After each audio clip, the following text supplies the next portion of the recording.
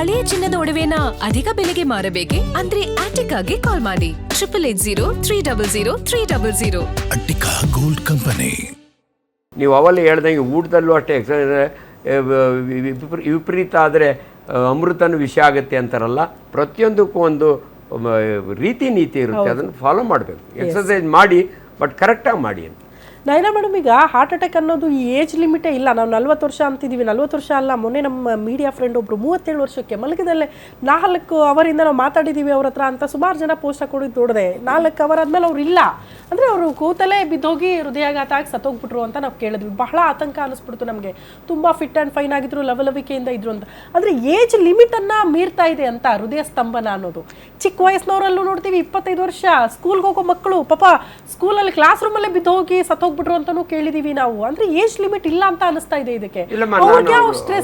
ಮೊದಲು ಒಂದು ಮಾತು ಹೇಳ್ತೀನಿ, ನಮ್ಮ ಭಾರತ ದೇಶದ ಹಾರ್ಟ್ ಅಟ್ಯಾಕ್ 35ರಿಂದ 45ಕ್ಕೆ ಬಂದಿದೆ.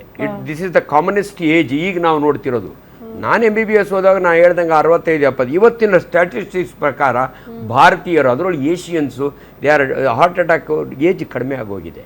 45ನಾಗ ಆಗೋರು, ಬಿಟ್ವೀನ್ 40 and 45 ಆಗೋರು maximum. 50% of the heart attacks in India between 40 and 45, 25% 35 to 45.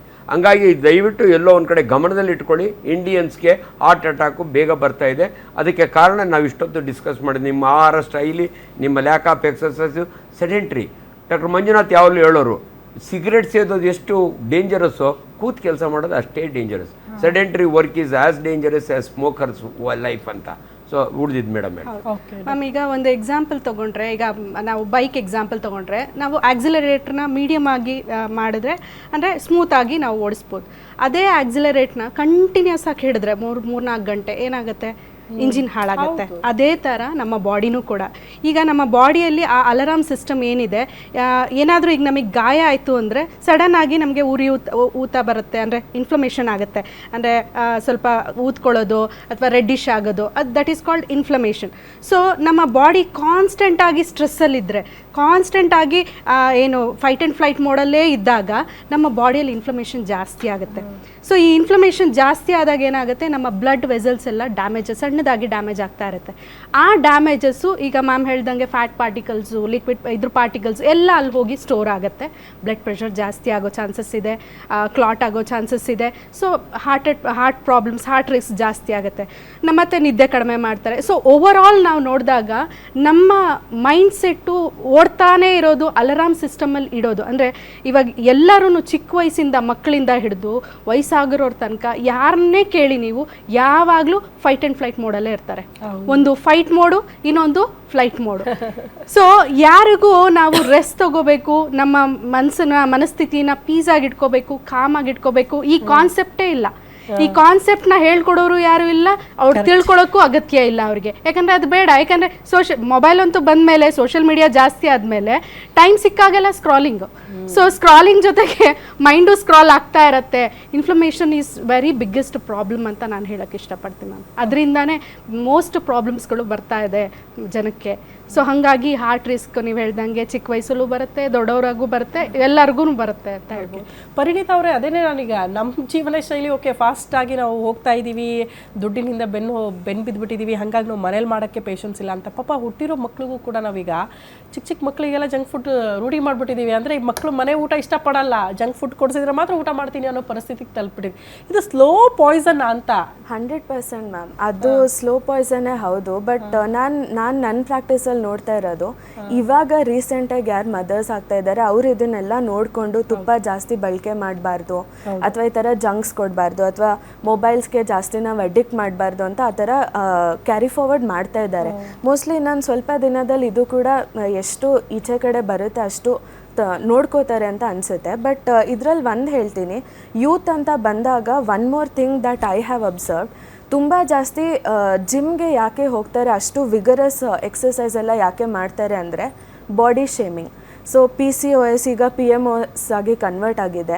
ಅದು ಬಂದು ಸ್ಟ್ರೆಸ್ ಹಾರ್ಮೋನ್ಸಿಂದ ಅಥವಾ ಹೈಪೋಥೈರಾಯ್ಡಿಸಮ್ ಆಲ್ಸೋ ಸ್ಟ್ರೆಸ್ ಹಾರ್ಮೋನ್ಸಿಂದನೇ ಎಲ್ಲ ಕಂಪ್ಲೀಟ್ಲಿ ಹಾರ್ಮೋನ್ಸ್ ಫ್ಲಕ್ಚುಯೇಷನ್ಸಿಂದನೇ ಆಗುತ್ತೆ.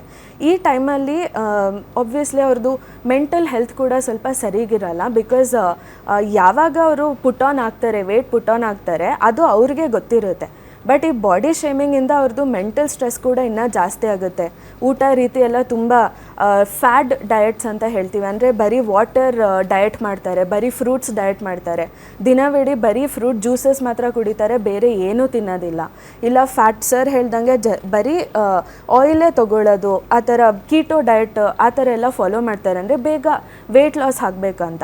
ಸೊ ಇದರಿಂದ ಮೆಂಟಲ್ ಸ್ಟ್ರೆಸ್ ಆಗೋದಲ್ದೇ ಅವ್ರದ್ದು ಫಿಸಿಕಲ್ ಹೆಲ್ತ್ ಹಾಳಾಗೋದಲ್ದೇ ಅಟ್ ದ ಸೇಮ್ ಟೈಮ್ ಈಚೆ ಕಡೆ ಸೋಷಿಯಲ್ ಮೀಡಿಯಾದಲ್ಲಿ ಏನೇನು ಕನ್ಸಂಪ್ಷನ್ ಇದೆ, ಇಂಟರ್ನೆಟ್ ಕನ್ಸಂಪ್ಷನ್, ಅದೆಲ್ಲ ಒಳಗಡೆ ಆಗಿ ತುಂಬ ಸ್ಟ್ರೆಸ್ ಆಗೇ ಆಗುತ್ತೆ.